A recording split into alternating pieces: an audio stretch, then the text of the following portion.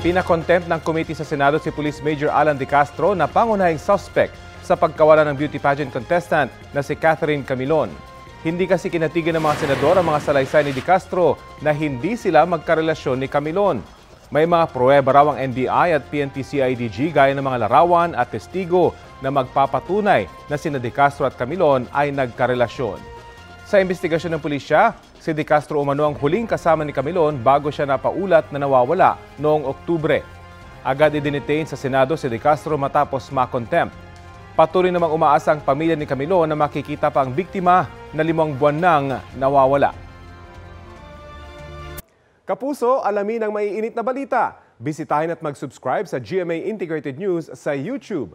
Sa mga kapuso abroad, samahan niyo kami sa GMA Pinoy TV at sa www.gmanews.tv.